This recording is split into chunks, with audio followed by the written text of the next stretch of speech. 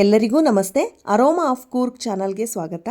ಇವತ್ತು ನಾನು ಮನೆಯಲ್ಲೇ ಆರೋಗ್ಯಕರವಾಗಿ ಬಾದಾಮ್ ರೆಡಿ ಮಿಕ್ಸ್ ಪೌಡರ್ನ ಮಾಡೋದು ಹೇಗೆ ಅಂತ ತೋರಿಸ್ಕೊಡ್ತಾ ಇದ್ದೀನಿ. ಕೇವಲ 3ರಿಂದ 4 ಇಂಗ್ರೀಡಿಯೆಂಟ್ಸ್ನ ಯೂಸ್ ಮಾಡಿಕೊಂಡು ಇದನ್ನು ಮನೆಯಲ್ಲೇ ಮಾಡ್ಕೋಬಹುದು. ತುಂಬ ಬೇಗನೆ ಮಾಡ್ಕೋಬಹುದು, ಹಾಗೆ ತುಂಬ ಈಸಿಯಾಗಿ ಸಹ ಇದನ್ನ ಮಾಡ್ಕೋಬಹುದು. ಇದನ್ನ ಮಾಡೋದು ಹೇಗೆ ಅಂತ ನೋಡೋಣ. ನಾನಿಲ್ಲಿ ಮೊದಲಿಗೆ 1 ಕಪ್ನಷ್ಟು ಬಾದಾಮಿನ ತೊಗೊಂಡಿದ್ದೀನಿ. ಅದೇ ಕಪ್ನಲ್ಲಿ ಅರ್ಧ ಕಪ್ನಷ್ಟು ಸಕ್ಕರೆನ ತೊಗೋತಾ ಇದ್ದೀನಿ. ಹಾಗೆ 6ರಿಂದ 7 ಏಲಕ್ಕಿನ ತೊಗೊಂಡಿದ್ದೀನಿ. ಇಷ್ಟು ಇಂಗ್ರೀಡಿಯೆಂಟ್ಸು ಸಾಕಾಗುತ್ತೆ ಇದನ್ನ ಮಾಡೋದಕ್ಕೆ. ಈಗ ಇದನ್ನ ಮಾಡೋದು ಹೇಗೆ ಅಂತ ನೋಡೋಣ.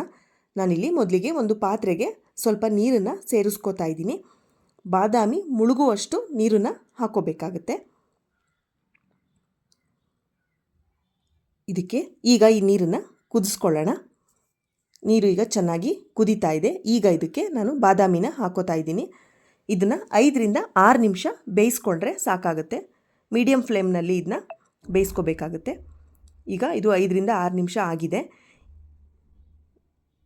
ಈಗ ಈ ಸಿಪ್ಪೆನ ಮುಟ್ಟು ನೋಡಿದ್ರೆ ಬಿಡಿಸೋಕ್ಕೆ ಈಸಿಯಾಗಿ ಬರುತ್ತೆ. ಅಷ್ಟಾದರೆ ಸಾಕಾಗುತ್ತೆ. ನೋಡಿ, ಸಿಪ್ಪೆ ಎಲ್ಲ ಯಾವ ಥರ ಕಲರ್ ಚೇಂಜ್ ಆಗಿದೆ. ಈಗ ಇದನ್ನ ಸ್ಟವ್ನ ಆಫ್ ಮಾಡಿಕೊಂಡು ಇದನ್ನು ನೀರನ್ನೆಲ್ಲ ತೆಗೆದಿಟ್ಕೊಳ್ಳೋಣ. ಈ ಥರ ಇದನ್ನೆಲ್ಲ ಸೋಸ್ಕೊಂಡು ಇಟ್ಕೋಬೇಕಾಗುತ್ತೆ. ಈಗ ಬಾದಾಮಿ ಎಲ್ಲ ತಣ್ಣಗಾಗಿದೆ. ಈಗ ಈ ಥರ ಸಿಪ್ಪೆ ಎಲ್ಲ ಬಿಡಿಸಿಟ್ಕೊಳ್ಳೋಣ. ಇದು ನೀರಲ್ಲಿ ಬೇಯಿಸಿರೋದ್ರಿಂದ ಈಸಿಯಾಗಿ ಸುಲಿಯೋಕ್ಕೆ ಬರುತ್ತೆ. ಟೈಮ್ ಇದ್ದರೆ 7 to 8 ಅವರ್ಸ್ ಬಾದಾಮಿನ ನೆನೆಸಿ ಸಿಪ್ಪೆ ಬಿಡಿಸಿ ಇಟ್ಕೋಬಹುದು. ಇಲ್ಲಾಂದರೆ ಈ ಥರ ಅರ್ಜೆಂಟಾಗಿ ಮಾಡಬೇಕು ಅಂದರೆ ಈ ಥರನೂ ಮಾಡ್ಕೋಬಹುದು. ಆದರೆ ಈ ಥರ ಬೇಯಿಸೋದ್ರಿಂದ ಸಿಪ್ಪೆ ತುಂಬ ಈಸಿಯಾಗಿ ಬಿಡಿಸೋಕ್ಕೆ ಬರುತ್ತೆ. ಇದೇ ರೀತಿ ಎಲ್ಲ ಬಾದಾಮಿನೂ ಸಿಪ್ಪೆ ಬಿಡಿಸಿ ಇಟ್ಕೊಳ್ಳೋಣ.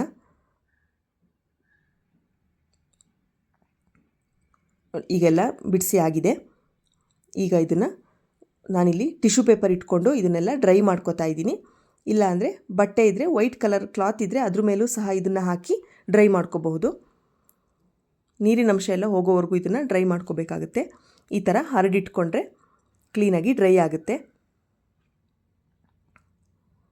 ಈ ಥರ ಟಿಶ್ಯೂ ಪೇಪರಲ್ಲಿ ಇದನ್ನೆಲ್ಲ ನೀಟಾಗಿ ಡ್ರೈ ಮಾಡ್ಕೋಬಹುದು. ಈಗ ಇದನ್ನು ಡ್ರೈ ಆದಮೇಲೆ ಒಂದು ಬಾಣಲಿಲಿ ಹುರ್ಕೋಬೇಕಾಗುತ್ತೆ. ಸ್ವಲ್ಪ ಕಲರ್ ಚೇಂಜ್ ಆಗೋವರೆಗೂ ಇದನ್ನು ಹುರ್ಕೊಳ್ಳೋಣ. ಸ್ವಲ್ಪ ಬ್ರೌನಿಷ್ ಕಲರ್ ಬರೋವರೆಗೂ ಇದನ್ನ ಹುರ್ಕೋಬೇಕಾಗುತ್ತೆ. 5ರಿಂದ 6 ನಿಮಿಷ ಸಾಕಾಗುತ್ತೆ. ನೋಡಿ, ಈಗ ಕಲರೆಲ್ಲ ಚೆನ್ನಾಗಿ ಚೇಂಜ್ ಆಗಿದೆ. ಇಷ್ಟಾದರೆ ಸಾಕಾಗುತ್ತೆ. ಈಗ ಸ್ಟವ್ನ ಆಫ್ ಮಾಡ್ಕೊಳ್ಳೋಣ. ಆಫ್ ಮಾಡಿದ್ಮೇಲೆ ಇದನ್ನು ತಣ್ಣಗಾಗೋಕ್ಕೆ ಬಿಡೋಣ. ಈಗ ಒಂದು ಜಾರ್ಗೆ ನಾನು ಸಕ್ಕರೆನ ಸೇರಿಸ್ಕೋತಾ ಇದ್ದೀನಿ. ನಾನಿಲ್ಲಿ ಅರ್ಧ ಕಪ್ನಷ್ಟು ಸಕ್ಕರೆನ ತೊಗೊಂಡಿದ್ದೀನಿ. ಬೇಕಿದ್ದರೆ ಜಾಸ್ತಿನೂ ತೊಗೋಬಹುದು. ಈಗ ಸುಲಿದಿರುವಂಥ ಏಲಕ್ಕಿನ ಹಾಕೋತಾ ಇದ್ದೀನಿ. ಈಗ ಇಷ್ಟನ್ನು ಗ್ರೈಂಡ್ ಮಾಡ್ಕೋಬೇಕಾಗುತ್ತೆ. ಮೊದಲಿಗೆ ಬಾದಾಮಿನ ಸೇರಿಸ್ಬಾರ್ದು. ಫಸ್ಟು ಸಕ್ಕರೆನ ಪೌಡ್ರ್ ಮಾಡಿಕೊಂಡು ಆಮೇಲೆ ಬಾದಾಮಿನ ಸೇರಿಸ್ಕೊಳ್ಳೋಣ. ಈಗ ಪೌಡರ್ ಆಗಿದೆ. ಈಗ ಇದಕ್ಕೆ ನಾನು ಸ್ವಲ್ಪ ಅರಿಶಿಣನ ಸೇರಿಸ್ತಾ ಇದ್ದೀನಿ. ನಾನಿಲ್ಲಿ ಯಾವುದೇ ರೀತಿ ಫುಡ್ ಕಲರ್ಸ್ನ ಯೂಸ್ ಮಾಡಿಲ್ಲ. ಮನೆಯಲ್ಲೇ ನ್ಯಾಚುರಲಾಗಿ ಈ ಥರ ಅರಿಶಿಣನ ಸೇರಿಸ್ಕೊಂಡು ಮಾಡ್ಕೋಬಹುದು. ಈಗ ಇದಕ್ಕೆ ತಣ್ಣಗಾಗಿರೋಂತಹ ಬಾದಾಮಿನೂ ಸೇರಿಸ್ಕೊಂಡು ಪೌಡರ್ ಮಾಡ್ಕೊಳ್ಳೋಣ. ನೋಡಿ, ಈಗ ಇದು ಚೆನ್ನಾಗಿ ನುಣ್ಣಗೆ ಆಗಿದೆ. ಕಲರ್ ಕೂಡ ಎಷ್ಟು ಚೆನ್ನಾಗಿ ಬಂದಿದೆ ನೋಡಿ. ಯಾವುದೇ ರೀತಿ ಫುಡ್ ಕಲರ್ನ ಯೂಸ್ ಮಾಡಿಲ್ಲ. ಅರಿಶಿಣನ ಸೇರಿಸಿರೋದ್ರಿಂದ ಆರೋಗ್ಯಕ್ಕೂ ಸಹ ತುಂಬಾ ಒಳ್ಳೆಯದು. ಹಾಗೆ ಕಲರ್ ಕೂಡ ತುಂಬಾ ಚೆನ್ನಾಗಿ ಬಂದಿದೆ.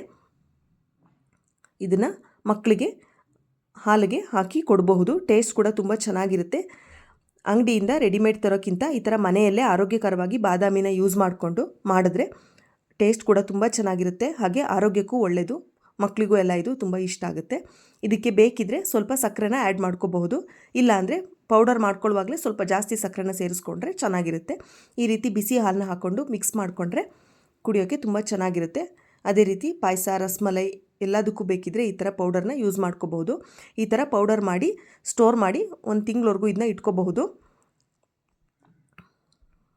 ಮನೆಯಲ್ಲಿ ಕೇಸರಿ ಇದ್ದರೆ ಅದನ್ನು ಇದ್ರ ಜೊತೆ ಸೇರಿಸಿ ಪೌಡರ್ ಮಾಡಿ ಇಟ್ಕೊಂಡ್ರೆ ಕಲರ್ ತುಂಬ ಚೆನ್ನಾಗಿ ಬರುತ್ತೆ.